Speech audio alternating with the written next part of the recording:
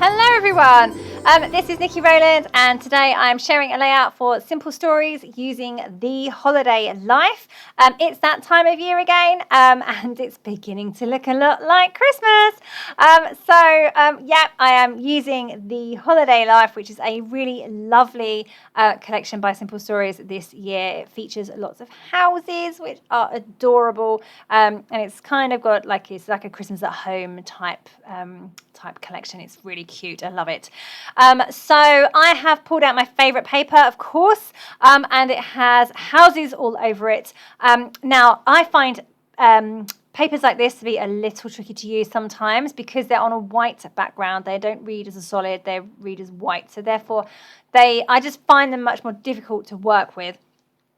So what I did was I took the paper and I cut it into strips. It naturally has strips because they are rows of houses, and then I have distressed the edges of each one of those rows, and I've stuck them onto that lovely red solid piece of paper from the collection as well.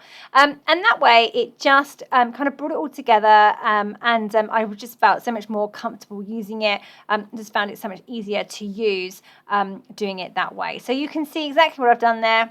Cut the paper into strips, and now I am trying to work out how to layer this across and how I'm going to stick those in place. So what I've decided to do, initially I thought I might do a square, but what I decided to do was to go all the way across and create a 12-inch piece that will sit across in a horizontal way across my layout. So I'm just having to trim the ends of each of those strips, and then I need to distress those ends again as well, of course. Then I'm going to stick them directly onto that red, beautiful, beautiful red paper. It's kind of like a deep crimson. It's lovely, really, really lovely. So I'm going to stick those on there, and then the small amount of red will shine through each one of the gaps, which is really nice. And then that's going to give me a big, lovely piece to stick across the background of my layout. There you go. You can see that big section for the background is now complete, and I've got that onto my white background. And then I have this beautiful photo of my front door and the wreath that I made this year, courtesy of the fabulous Jobo Blooms. Thanks, Jo. She sent me a kit, and I had a lovely evening sat putting it all together, and then I hung it with pride on my front door. In fact, I kept it there for several months. After Christmas, I took the red ribbon out, and then I just left it as a winter wreath on my front door. And the postman, who I get on quite well with, would rib me about it continuously. Every time he saw me, he was like, "It's not Christmas anymore, Nikki." I'm like, "No, it's a winter wreath." So anyway, I wanted to scrapbook a photo of my fabulous wreath. I think it was so beautiful. I really enjoyed making it, and I love having a fresh foliage wreath on my front door as opposed to a decoration. Yeah, lovely. Okay, so you can see that I have my photo in place. I think I'll probably mount it in a moment. I'm just trying to figure out how the layout's going to look. So I want to put a cluster of embellishments onto the layout, of course, so that's going to go bottom of my photo. And then I've used the big title from the Simple Stories page pieces from this collection, and I've sat that across the top row of the houses, and I think that looks lovely up there. It sits really nicely. If it had sat over the top of the houses, the words probably would have got a bit lost and drowned out by that busy background, but sitting on the top there was perfect because it's on the white, and it looks really lovely. So yeah, that's looking good. I'm happy with that up there, and then I'm going to create a small cluster that's going to come down from the title as well. So I've got the big red bow. It literally matches the bow that was on my wreath.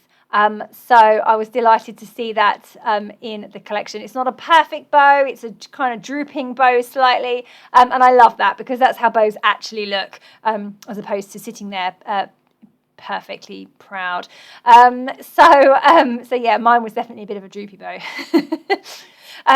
So you can see at the top there, I've got the bow, I've got some holly leaves, I've got I've got a little chalkboard, I've got a little tag, and some more floral ephemera is all coming together. Above the title, I've got a heart, and then bottom right of the photo, I'm just keep going with that cluster. I've got some flowers, I've got a candy cane, I've got a house, I've got some letters and some hearts as well. So it's all coming together nicely.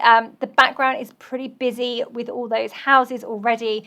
It was quite challenging to get anything to show up against it. So that's why I had to go for things that had solid colours, and also why I'm giving some of them an outline in black pen, because that makes them stand out a bit better as well. So I don't think the bow needed it, maybe it did, but the tag most definitely did. I've also followed that through and done that on some of the hearts as well, just to have some continuity.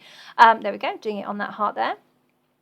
All the hearts and most of the embellishments I'm raising on foam pads. I find that is a really good way of getting some separation as well. So those items that are on the busy background look better if they are raised and outlined and edges distressed. All of those things really help with making them show up against the busy background. Just adding in some bells there as well, hanging off of the title and the holly, and coming in with some phrase word stickers. I always really enjoy using the word stickers from the Simple Stories sticker sheets. They're in every collection, and they almost all have these words at the bottom or phrases. And whoever writes them is just brilliant with words. I don't know if that's down to individual designers or if you have one person in charge of words, but whoever writes them, they're always brilliant. They're always spot on. I can always find loads of things in them. Sometimes you find some collections have things that are a bit twee and don't really work, but I find that's not the case with Simple Stories collections. They're always pretty spot on, and I love them. So I've got those little phrase stickers to the right of my photo, raised up on foam pads, edges distressed, and now coming in with some of the very lovely decorative brads. So some different colours. I like the decorative brads because they give me some different textures on the layouts. I quite often use them over enamel dots because you get different shapes and a different texture as well. So just a few of those in there. Oh, and they have some chipboard on there too. So they're a really good pack of embellishments, I think. Pretty much done now. Just need to write some journaling about that fabulous wreath. So just writing that down there at the bottom in my teeny tiny handwriting and my black fine liner pen. The journaling stretches all the way down to the bottom of the layout, which is actually a good thing because then I have this vertical line effectively that goes all the way from the top, that red heart, all the way down to the bottom with the journaling. So now just coming in with some splatters of black paint. This collection has pops of black in it, and I think it works really well to have splatters of black rather than white. So I have done that on this layout, and there we go. That is my layout complete, I think. Oh, I'm just going to dab off some of the black paint that landed in kind of the wrong place. It landed over some words on my phrase stickers. So there we go, all finished. I hope you enjoyed seeing how that came together. I loved making it. I really enjoyed using this collection. It was a lovely collection to work with. I love the houses. Thank you very much for joining me today, and that was Nikki Rowland for Simple Stories.